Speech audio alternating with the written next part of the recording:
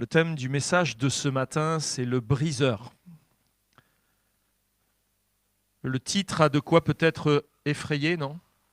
Le briseur. C'est pas moi qui l'ai inventé, ce terme. Et pourtant, il est dans la Bible. On le trouve dans le livre du prophète Michée, au chapitre 2 et au verset 12 et au verset 13. Et c'est dans le verset 13 qu'on le trouve. Dans une traduction de la Bible qui s'appelle la King James, c'est la Bible du roi James, qui est anglaise à l'origine, mais elle a une traduction française. Il est écrit « Je te rassemblerai certainement, ô Jacob, toi tout entier. Je recueillerai certainement le reste d'Israël et je les mettrai ensemble comme des brebis de Botsra, comme un troupeau au milieu de son pâturage. Ils feront grand bruit à cause de la multitude d'hommes. Le briseur est monté devant eux. Ils ont démoli, ils ont passé par la porte et sont sortis par elle, et leur roi passera devant eux, et le Seigneur sera à leur tête. » Amen. Quand nous lisons le livre du prophète Michée, nous voyons les versets 12 et 13 de son chapitre 2 comme un changement radical d'écriture. Je ne sais pas si vous avez lu le livre du prophète Michée, mais c'est un livre évidemment prophétique, puisqu'il a été écrit par un prophète, mais c'est toute une collection de jugements qui nous sont donnés dans les premiers chapitres. Et on a l'impression qu'il y a un changement radical qui arrive à ce moment-là, dans le chapitre 2, qui va nous conduire du jugement à l'espérance. Avec Dieu, on doit s'apprêter à recevoir des jugements. Dieu est tellement objectif et nous sommes tellement imparfaits. Mais tout jugement de Dieu conduit à l'espérance. Nous pouvons juger de certaines choses, mais à nos jugements, y a-t-il toujours de l'espérance? Notre jugement peut être une condamnation irréversible. Le jugement de Dieu, Dieu ne juge pas pour rien. Il nous juge, il juge pour amener à l'espoir, à l'espérance. Dans Michée chapitre 2, versets 12 et 13, nous avons la description du regroupement total d'Israël dans la terre promise, l'Israël de Dieu. La réalisation de cette grande prophétie concernait bien plus que le retour de l'exil.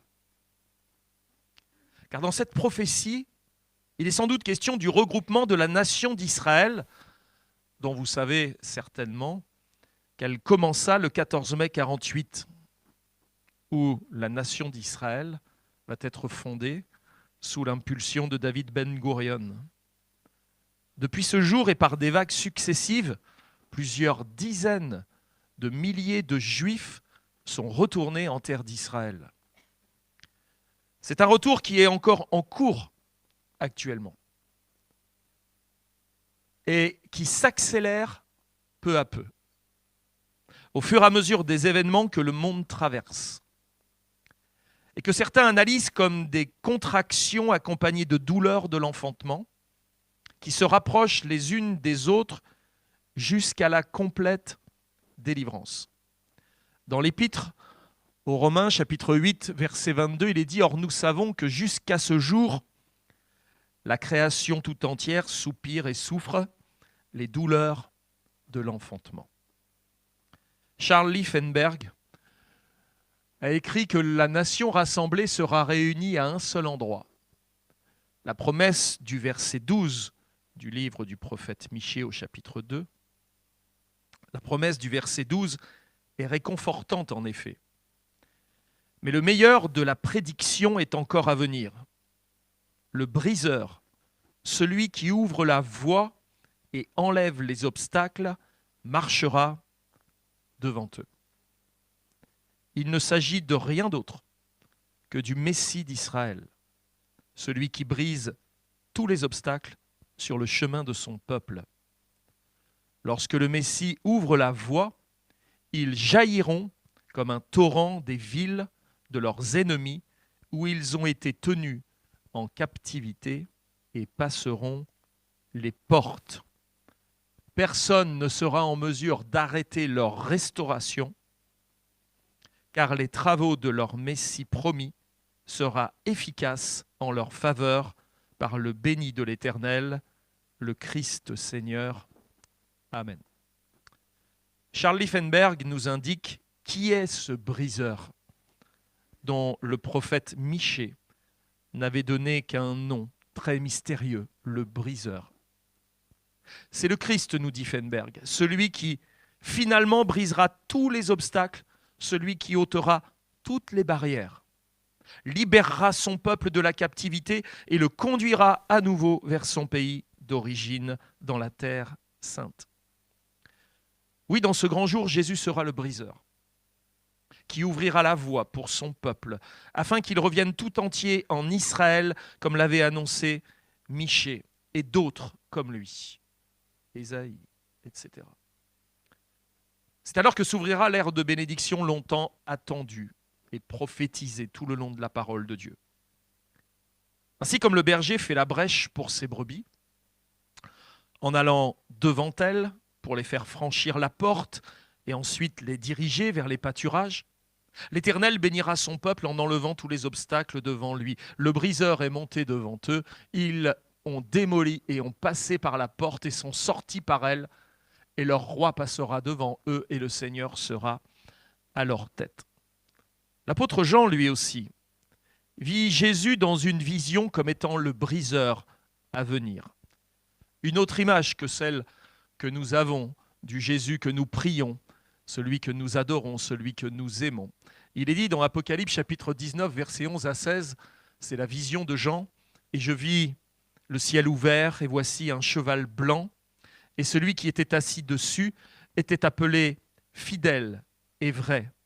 Et il juge et combat avec droiture. Ses yeux sont comme une flamme de feu sur sa tête. Il avait beaucoup de couronnes, et il avait un nom écrit que personne ne connaissait que lui-même. Et il était vêtu d'un vêtement trempé dans le sang, et son nom s'appelle Parole de Dieu. Et les armées qui étaient dans le ciel le suivaient sur des chevaux blancs vêtus de fin lin, blanc et pur. Et de sa bouche sortait une épée aiguë, avec laquelle il allait frapper les nations, et il les gouvernera avec un bâton de fer. Et il piétine la cuve du vin de l'ardeur et de la colère de Dieu, du Dieu Tout-Puissant. Il a sur son vêtement et sur sa cuisse un nom écrit, Roi des rois et Seigneur des seigneurs. Évidemment, ce que Jean déclare avoir vu dans sa vision est très éloigné de l'image que nous nous faisons de Jésus de manière commune. En parlant de ce jour-là, John R. Rice va écrire que les royaumes tomberont et le règne du serpent ancien prendra fin avec toutes ses larmes. Toute la terre sera remplie de justice et de paix. Tristesse et soupirs fuiront ce jour de gloire. Le jardin d'Éden sera restauré en ce jour quand Jésus viendra régner. Quel jour glorieux! Que celui où Jésus le briseur anéantira le diable et brisera avec lui tous les ennemis de son peuple. Si nous attendons la réalisation prophétique de l'activité de Jésus, agissant comme le briseur, le libérateur, sachez que les Juifs parlent souvent du Messie en employant ce terme, le briseur. Si nous attendons la réalisation prophétique de l'activité de Jésus agissant comme le briseur, le libérateur, pouvons-nous penser qu'il le soit déjà actuellement? Est-il actuellement le briseur? Ou est-ce que ce serait, on va dire, un nom qu'on peut lui donner par la suite dans le déroulé prophétique des temps? Ou est-ce que c'est déjà quelque chose qui le caractérise aujourd'hui, comme ça a dû l'être peut-être dans le passé? On pourrait se dire, mais quel genre de briseur serait-il alors? Vous connaissez certainement de nombreux noms donnés à Jésus dans la Bible. Mais celui qui se trouve dans Michée 2,13 est probablement le moins bien connu. En effet, nous pensons souvent à Jésus comme étant l'agneau de Dieu. Vous priez l'agneau de Dieu, vous chantez à la gloire de l'agneau. Il est notre grand prêtre, notre souverain sacrificateur. C'est ainsi qu'il est qualifié dans l'Épître aux Hébreux. Il est appelé aussi le prophète. Et bien plus encore, et bien plus souvent aussi, le roi des rois. Mais avez-vous déjà entendu parler de Jésus comme le briseur ? J'ai jamais de ma vie entière entendu un chrétien prier « Ô toi le briseur, brise ». Jamais. Et pourtant, ce terme est dans la Bible et le qualifie. Considérons donc ensemble comment Jésus peut être le briseur aujourd'hui.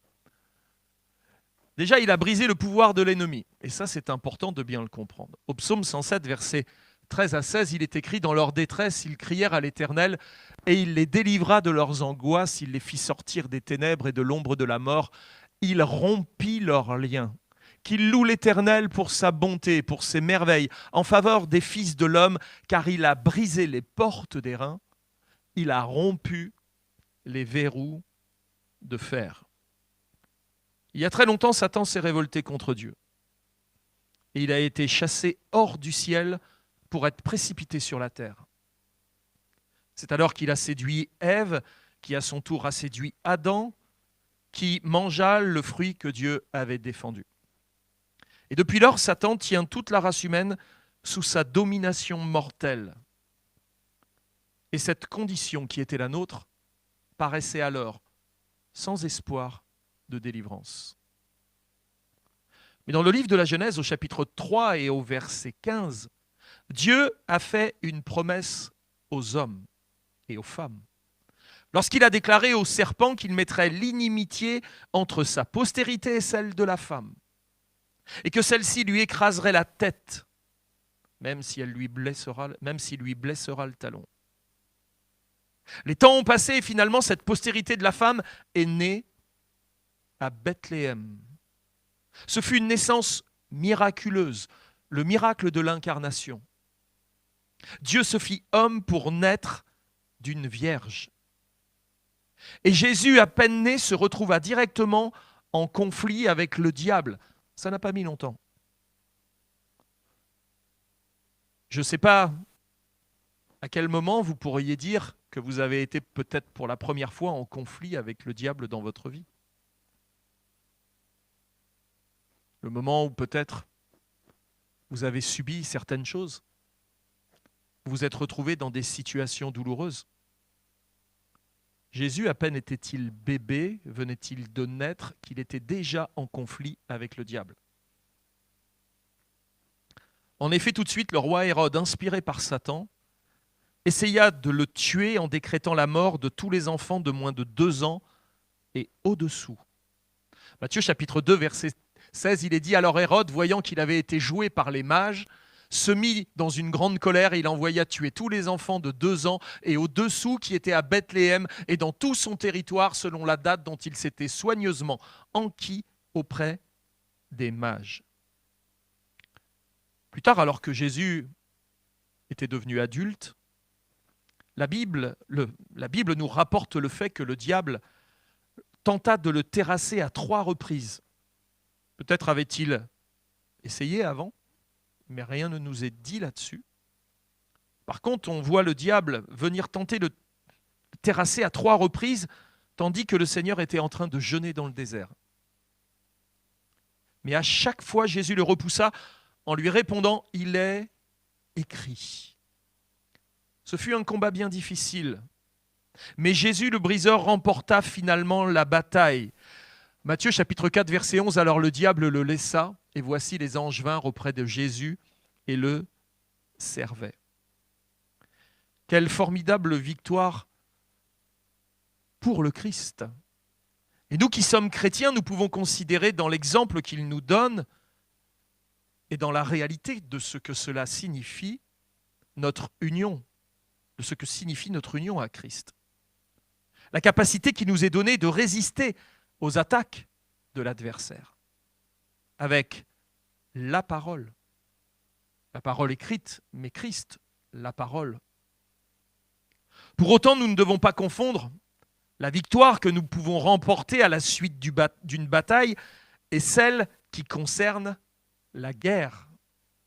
Dans Luc au chapitre 4 et au verset 13, il est dit « Après l'avoir tenté de toutes ses manières, le diable s'éloigna de lui jusqu'à un moment favorable. » Vous voyez la différence entre l'évangile de Matthieu qui dit « Alors le diable le laissa » et Luc qui va dire « Après l'avoir tenté de toutes ses manières, le diable s'éloigna de lui jusqu'à un moment favorable. » Ce verset de Luc 4, 13 nous permet de réaliser que le diable sait particulièrement attendre les moments favorables.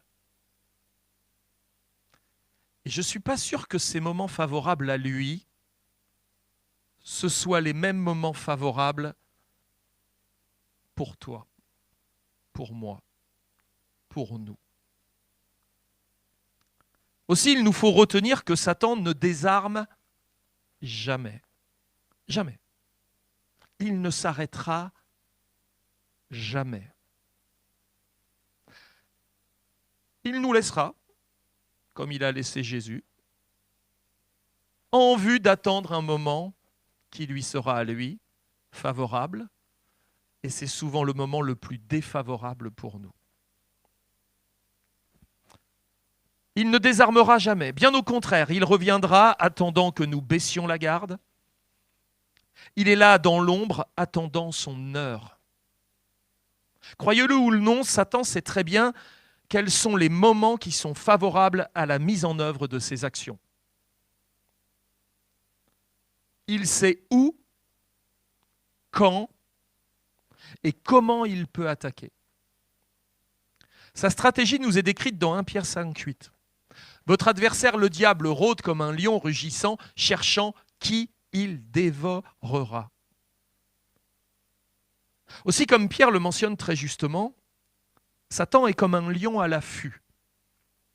Il attend le moment favorable pour nous insuffler des pensées de découragement, des sentiments d'infériorité ou d'inutilité, des rancunes, des oppressions, des craintes. Il cherche également à nous séduire par la recherche de la popularité, de la réussite, à nous pousser dans la recherche d'un gain malhonnête, dans la dissimulation, la duplicité. Il connaît aussi nos points faibles. Est-ce bizarre si c'est toujours à ces endroits-là qu'il frappe ?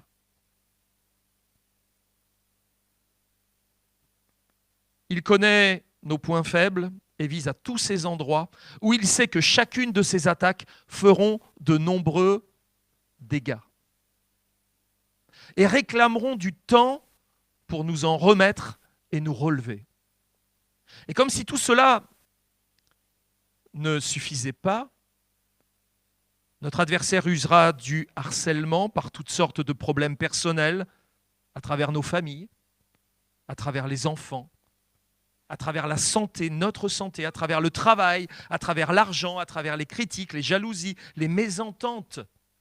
Et s'il peut aller contre le plan de Dieu malgré toutes les oppositions qu'il déploie, il ne cessera d'agir pour décourager, miner, épuiser et tenter d'étouffer tout espoir dans le cœur des croyants.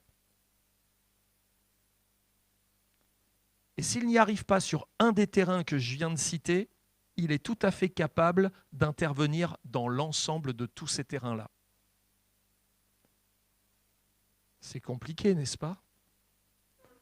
Où on a l'impression que ce n'est pas une flèche qu'il envoie, mais c'est des multitudes de flèches. Aujourd'hui, plus que jamais, il sait que les temps sont proches. Comme cela est clairement écrit dans Apocalypse au chapitre 12 et au verset 12. Et vous savez ce que ça lui fait quand il sait que les temps sont proches ? Le diable est descendu vers vous animé d'une grande colère, sachant qu'il a peu de temps. Plus les temps s'approchent, plus sa colère augmente. Plus sa colère augmente et plus son combat s'intensifie. plus son combat s'intensifie et plus les chrétiens devraient s'armer, se préparer. Pour Jésus, c'est quand il alla à Jérusalem pour la dernière fois, avant de vivre sa passion, donc tout le parcours de sa souffrance jusqu'à la crucifixion, que le diable rassembla toutes ses forces contre lui. Les principaux sacrificateurs et les scribes complotèrent ensemble pour le faire tuer et se débarrasser ainsi du Sauveur. Alors Satan entra dans Judas, qui alla voir les autorités spirituelles religieuses pour discuter comment il allait trahir le Seigneur. Et le même soir, Jésus alla dans le jardin de Gethsémanée. Et là, le conflit prit fin. Car Jésus portait maintenant sur lui le poids de nos péchés. Ce que le diable aurait voulu éviter venait de se réaliser. L'échec du diable a commencé vraiment à Gethsémanée. Même si à chaque fois que Jésus guérissait un malade, à chaque fois que Jésus ressuscitait un mort, c'était une victoire en soi. Chaque fois qu'une âme était arrachée de l'emprise du diable, qu'un démoniaque était délivré, c'était la proclamation de la victoire du Messie. Mais là, à Gethsémanée, quelque chose de particulier va se passer. L'accusation que le diable pouvait faire reposer sur la vie de tous ceux que Dieu appelle à lui venait d'être ôtée. Il venait de prendre sur lui l'entièreté de nos péchés. Et le diable savait que là, s'il le faisait mourir, il mourrait pour nos péchés. En tout cas, quelque chose s'était produit dans le jardin de Gethsémanée. La victoire était en marche et elle allait aller jusqu'au bout. Après avoir vécu une agonie si forte que pendant qu'il priait, sa sueur devint comme des grumeaux de sang tombant à terre, le Sauveur alla à la croix avec une grande dignité, une assurance et une détermination sans faille. La croix, ce n'est pas quelque chose que Jésus a rencontré sur sa route, quelque chose dont il pouvait peut-être s'étonner. La croix a été conçue dans le cœur du Père, du Fils et de l'Esprit Saint depuis la fondation des temps. La croix faisait partie du plan de Dieu pour le salut des hommes et des femmes. Certes, à la croix, Satan avait brisé le talon du Christ, mais maintenant, Christ allait lui écraser la tête. Sur la croix, le Seigneur a baissé la tête et s'est écrié « Tout est accompli ». C'est alors que la tête du diable a été écrasée et il est maintenant un ennemi vaincu. Il peut encore faire le mal sur la terre, et on le voit. Mais il ne peut vaincre le Christ et ruiner son plan parfait de rédemption. Quand Christ a versé son sang précieux sur la croix et qu'il s'est relevé d'entre les morts, il a écrasé la tête du diable. Il a brisé littéralement la puissance du diable quand il a remporté la victoire sur le péché, l'enfer et la tombe.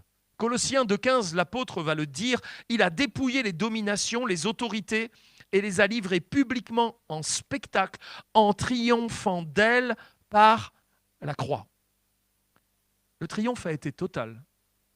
Pas partiel, total, pas temporaire, il est éternel. Souvent, nous vivons notre vie chrétienne comme si nous attendions cette victoire. Nous soupirons après cette victoire. Mais pourtant, la Bible ne cesse de nous dire que la victoire a déjà été remportée. La victoire nous est déjà acquise. Lorsque nous sommes harcelés par la puissance de Satan, ne désespérons pas. Notre ennemi est un ennemi vaincu, un ennemi confus et un ennemi conquis. Jésus est le briseur, celui qui brise toutes les entraves, il est celui qui nous rend libres, il est celui dans la victoire duquel nous marchons et aucune forteresse d'oppression ne peut retenir captifs ceux pour qui Christ brise les murailles et les chaînes qui les retiennent. En tant que chrétiens, nous ne devons pas craindre Satan. Même si toutes ces oppressions sont parfois particulièrement pesante. Il est un adversaire brisé, un ennemi condamné. Il ne peut plus mordre car sa tête est écrasée. Certes, il bouge encore. Il peut encore nous inquiéter, nous harceler. Mais il ne peut plus nous détruire. La capacité de donner la mort du serpent se trouve dans sa tête, dans ses crochets. Mais sa tête a été écrasée. Je ne sais pas si ça vous est déjà arrivé, je vais avoir tous les animalistes ou les antispécistes contre moi, mais d'écraser un serpent. Ça m'est arrivé il y a quelques années. Avec ma famille, on vivait dans les champs alors que nous étions au milieu des tziganes. Et des serpents, ça nous arrivait d'en croiser. Et je me souviendrai toujours quand mes enfants sont venus en disant « Il y a un serpent, il y a un serpent ». Alors, je suis allé m'occuper de ce serpent pour protéger mes enfants. Et alors que je lui avais écrasé la tête, il bougeait toujours. Mais je l'avais bien écrasé. Mais ça bougeait toujours, et ça bougeait bien. Et ça a mis du temps avant que ça s'arrête, avant qu'il arrête de bouger. La tête de l'adversaire a été écrasée, mais il bouge encore. Aussi maintenant, il nous suffit de lutter contre un ennemi qui est vaincu. Cette réalité est déjà présente pour les chrétiens. Mais pour ceux qui ne sont pas encore sauvés et que le Seigneur appelle à lui, c'est un autre brisement qui les attend. Il brise, deuxièmement, le cœur des pécheurs. Actes chapitre 28, verset 27. Car le cœur de ce peuple est devenu insensible. Ils ont endurci leurs oreilles, ils ont fermé leurs yeux, de peur qu'ils ne voient de leurs yeux, et qu'ils n'entendent de leurs oreilles, et qu'ils ne comprennent de leur cœur, qu'ils ne se convertissent et que je ne les guérisse. L'homme et la femme sans Dieu sont endurcis par le péché. Et quand la parole est annoncée en rapport du péché, de l'enfer et du jugement dernier, qu'est-ce que cela provoque ? Il arrive quand le pécheur, on lui annonce la parole, quand on lui annonce le péché, l'enfer, le jugement dernier, il arrive que le pécheur ne se moque pas et qu'il tremble un instant avant même d'avoir quitté l'église. Il a déjà essuyé ses larmes. Et dès qu'il atteint le parking de l'église, il se précipite pour commettre de nouveaux péchés. En réalité, la loi et les terreurs de l'enfer n'ont fait seulement qu'endurcir un peu plus son cœur impénitent. Thomas Watson disait « En retardant la repentance, le péché se renforce et le cœur s'endurcit. Plus la glace gèle longtemps, plus elle est difficile à briser. » À d'autres moments, quand la bonne nouvelle a été annoncée, encore une fois, il arrive que le pécheur soit ému. Mais très vite, il devient aussi indifférent qu'auparavant et s'éloigne de l'Église. Sa vie reprend ses droits, cette vie sans Dieu, et toutes ses préoccupations reprennent alors le dessus. Certains d'entre eux ont peut-être même une mère qui pleure chaque jour pour eux, dans la prière. Et pourtant, leur cœur demeure insensible. D'autres ont certainement un père qui les avertit. Mais cela ne change pas pour autant leur cœur. Les pasteurs annoncent la parole, proclament les réalités spirituelles qui s'y rattachent. La mère prie, le père certainement aussi, donne ses conseils, et pourtant tout cela ne change pas le cœur. Certains ont peut-être écouté des quantités de sermons. Et même ont parfois demandé plusieurs entretiens pastoraux. Ils ont écouté des prédications et des pasteurs les exhortant à faire confiance à Jésus, à abandonner leur vie de péché après s'être repentis. Mais à peine étaient-ils sortis de l'entretien qu'ils banalisaient l'importance de ces moments et tout ce qu'ils avaient entendu. Mais quand Jésus le briseur vient à nous, une seule parole de lui. Et notre cœur est littéralement brisé. Éliphaz a dit à Job dans sa volonté de défendre la fidélité de Dieu.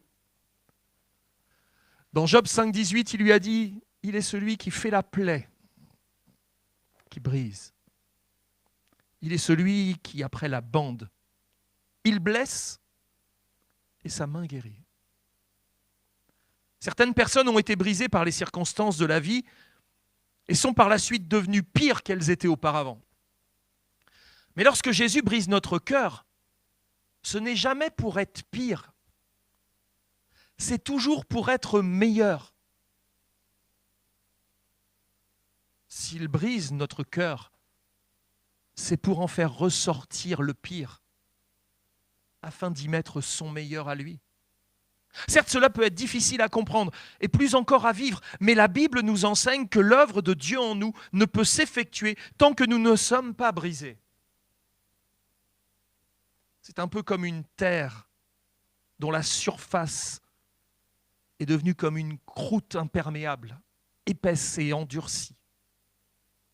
Il faut que la charrue puisse passer, briser cette croûte épaisse, retourne ce qui doit être retourné. Et c'est seulement après que la semence pourra être plantée, après que toutes les mauvaises herbes aient été arrachées. Dieu doit briser donc nos résistances, nos apparences, notre caractère endurci, afin que tout ce que nos vies contiennent, puisse se vider librement. Un peu comme un abcès qu'il faut percer. Parce que si on le laisse, il va risquer d'entraîner la gangrène à tout le corps. Ensuite vient le temps de la restauration et du remplissage. Nous devons concevoir cette logique spirituelle que ceux et celles qui ont été brisés par la vie ne seront pas épargnés du brisement divin. Au contraire, en rapport de leur histoire, c'est une nécessité qu'il faut nécessairement qu'ils appréhendent comme une véritable grâce divine. Oui, le briseur doit parfois ouvrir les cœurs pour en retirer toute l'infection, et c'est seulement ensuite qu'il peut les remplir après les avoir guéris. On aimerait que la guérison se fasse sans passer par l'ouverture, la plaie, sans qu'il vienne presser cette plaie pour en faire ressortir tout le mal, toute l'infection, sans attendre que la guérison se fasse progressive, bien souvent.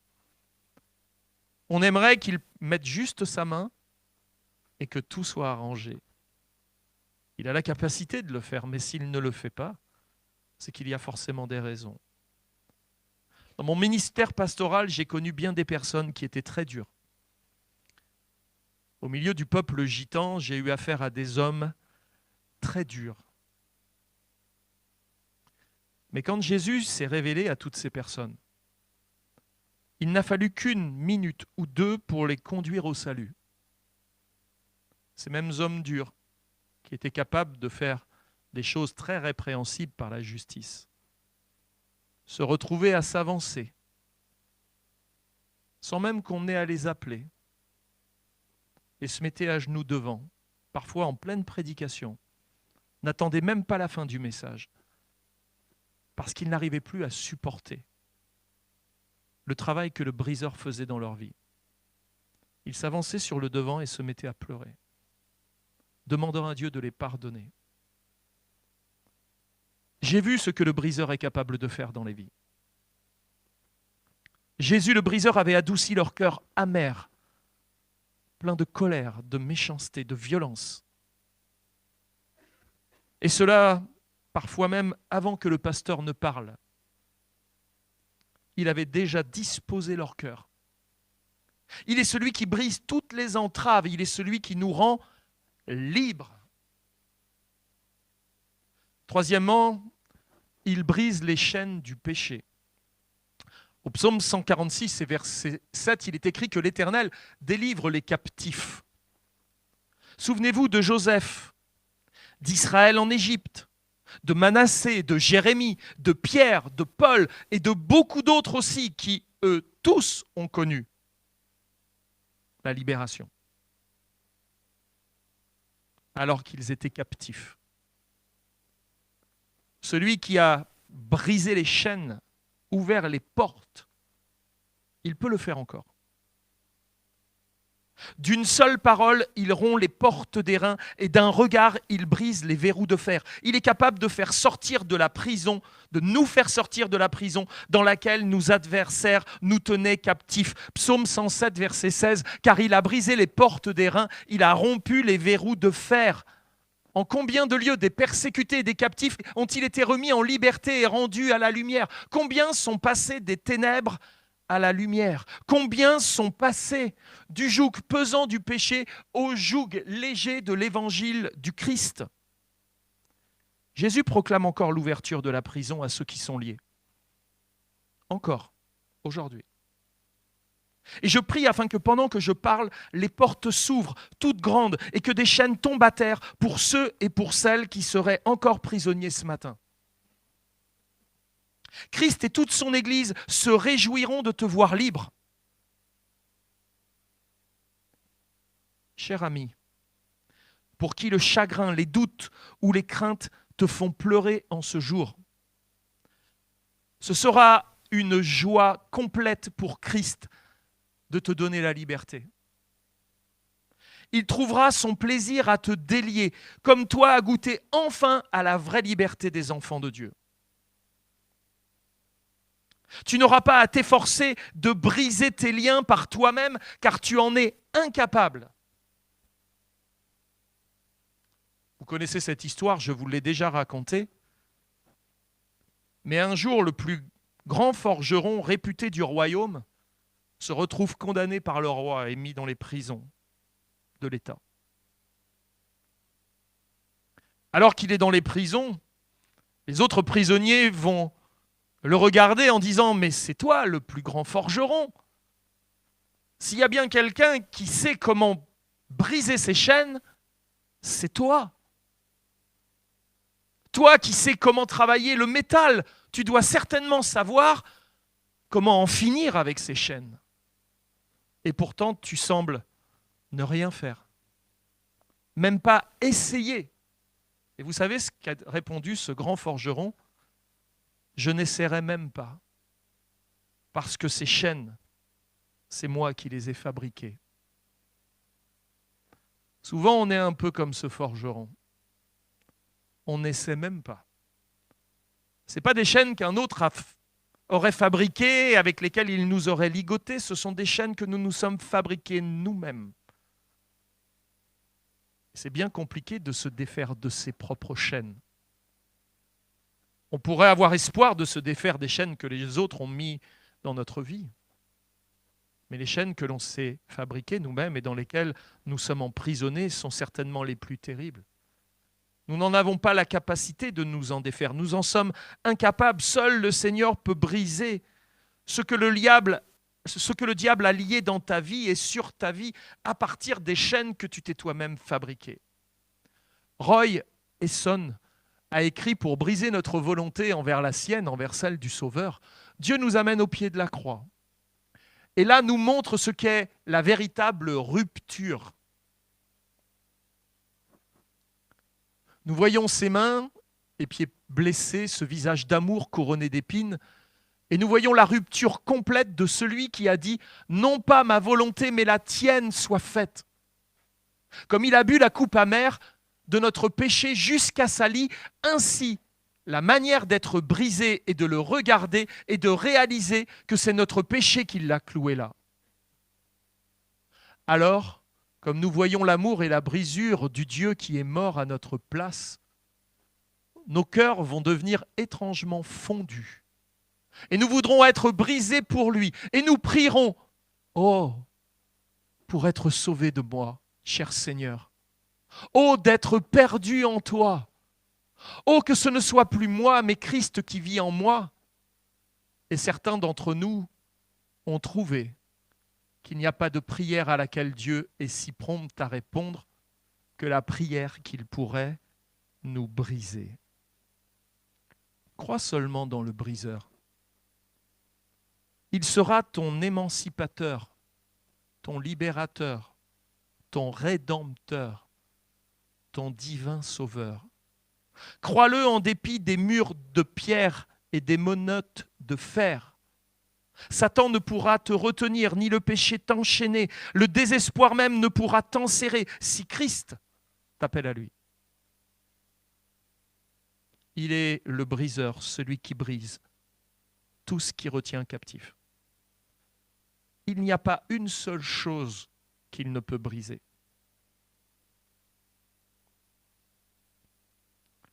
Sega n'est pas plus fort que toi, ni rien dans ce monde n'est plus fort que toi.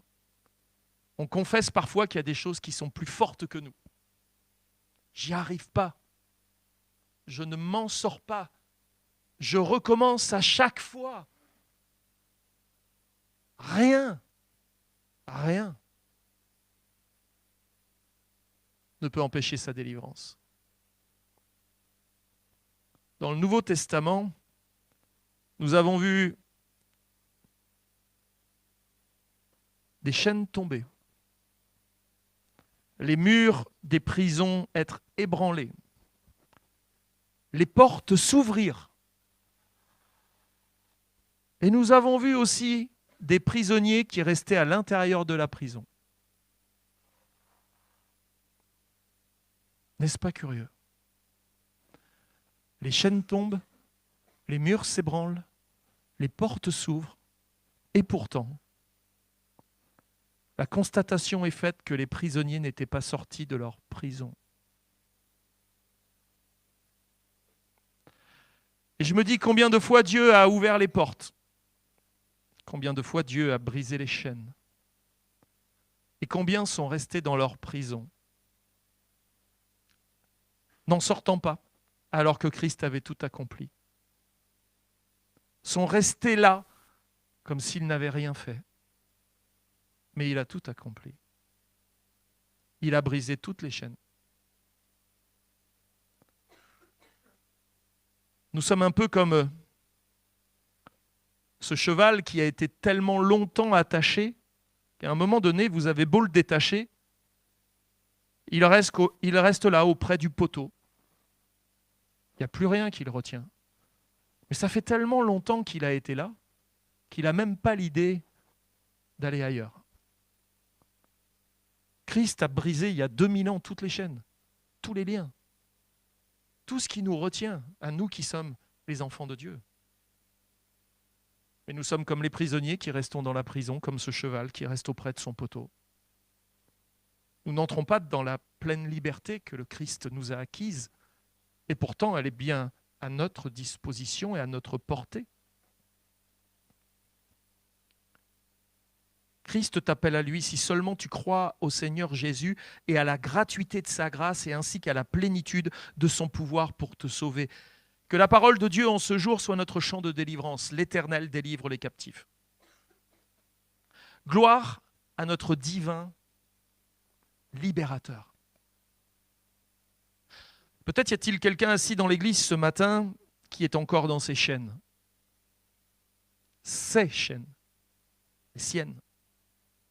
Des chaînes qu'il porte peut-être depuis si longtemps qu'il ne s'en rend même plus compte. Il pense sans doute qu'il est libre, mais en réalité il est prisonnier. Ce n'est pas parce qu'on ne ressent plus nos chaînes que pour autant on est devenu libre.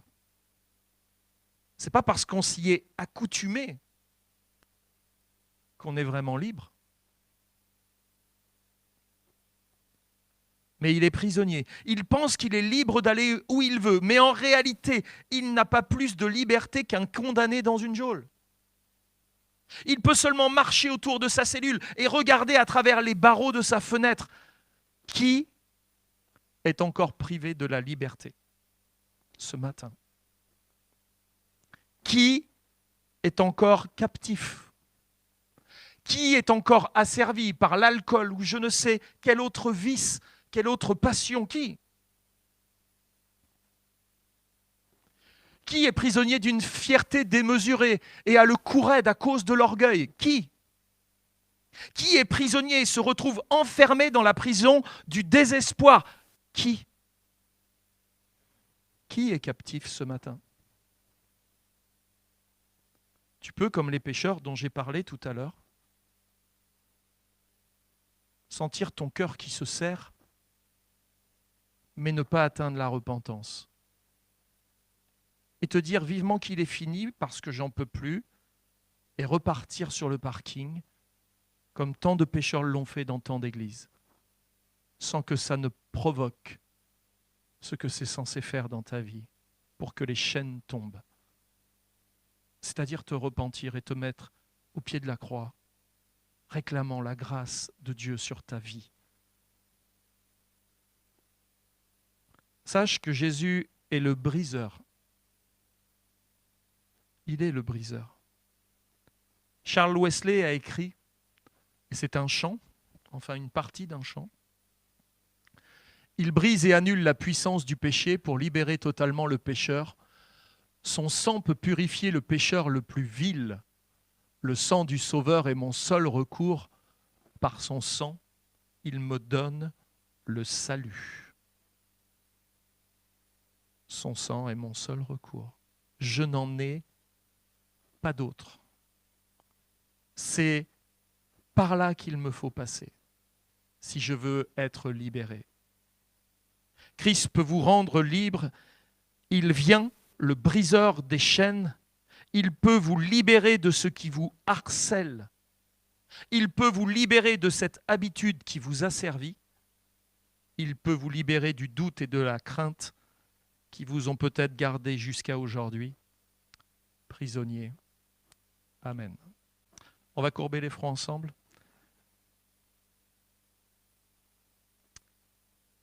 Seigneur, toi qui es ce briseur dont avait prophétisé Michée, celui qui marche au-devant de son peuple, celui qui ouvre la brèche, celui qui renverse les murs, tu es celui qui retire les obstacles, tu aplanis les montagnes et tu combles les fossés. Tu es celui qui fait sortir des prisons son peuple.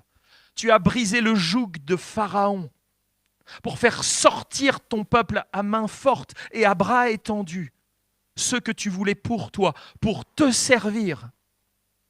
Tu les as libérés de l'oppression, de l'esclavage, de la souffrance, et tu les as attirés à toi, afin qu'ils te servent au désert, avant qu'ils puissent enfin entrer dans le pays de la promesse.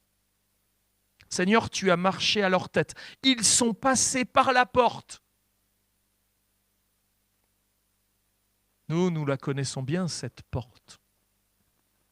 Je suis la porte. Celui qui entre par moi sera sauvé. Le voleur, lui, ne vient que pour dérober, égorger, détruire. Moi, je suis le bon berger qui donne ma vie pour mes brebis. Moi, j'ai été brisé sur la croix du calvaire. Pour toi, j'ai ouvert le chemin. J'ai pris tes péchés sur moi. Et j'ai payé le prix. J'ai réglé la dette. Non seulement les chefs d'accusation ne sont plus portés contre toi, certainement ce serait déjà une bonne chose, n'est-ce pas? Mais bien plus que de satisfaire la justice du Père, j'ai aussi mis ta main dans la sienne, afin que tu puisses devenir son enfant, que tu puisses ressentir tout son amour et que tu puisses hériter des mêmes promesses qui sont les miennes. Voilà ce que le Christ souhaite te dire ce matin. Ces chaînes que tu traînes,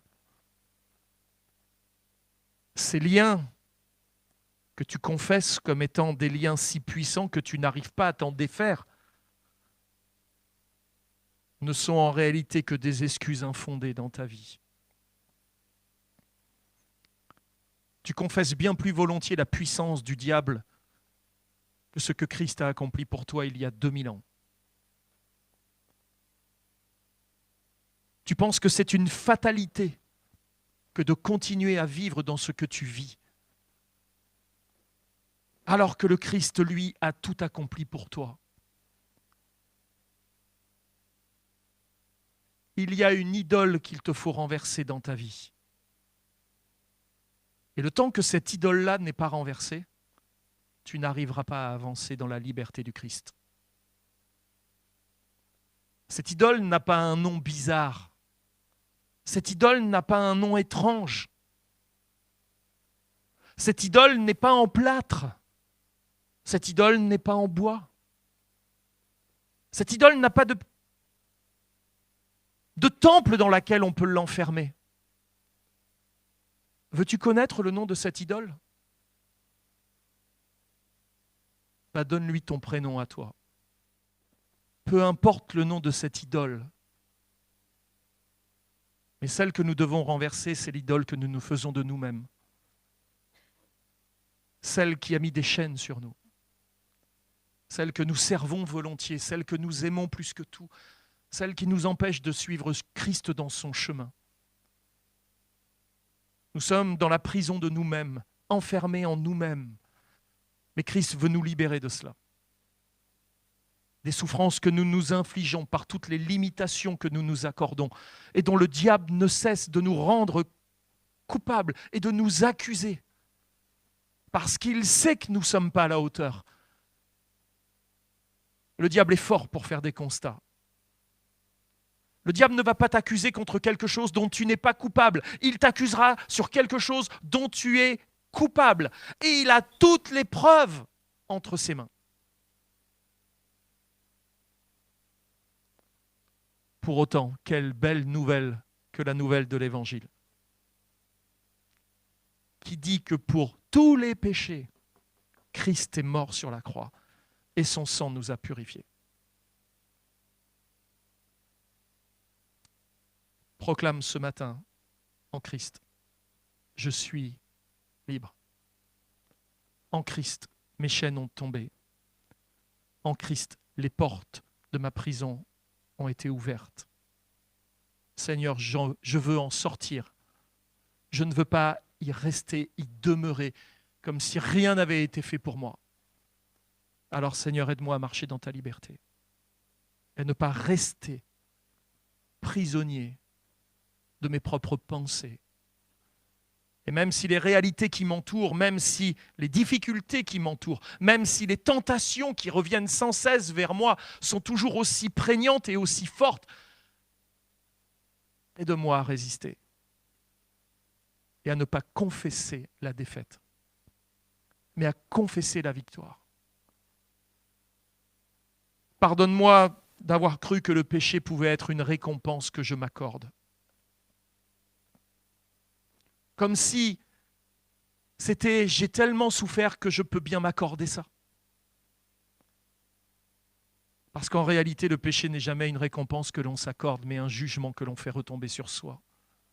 Une pierre qu'on jette en l'air et qui nous retombe dessus et qui nous blesse. C'est un poison qu'on avale et qui va nous tordre dans les douleurs. Alors Seigneur, s'il te plaît, aide-nous à ne plus recommencer sans cesse. Toi qui es le briseur, brise ce qui doit être brisé en nous. S'il y a quelques résistances ce matin dans les cœurs des pécheurs, brise-les, Seigneur, par amour et par grâce. Seigneur, nous te louons et nous te rendons grâce ce matin. Dans le nom de Jésus. Amen.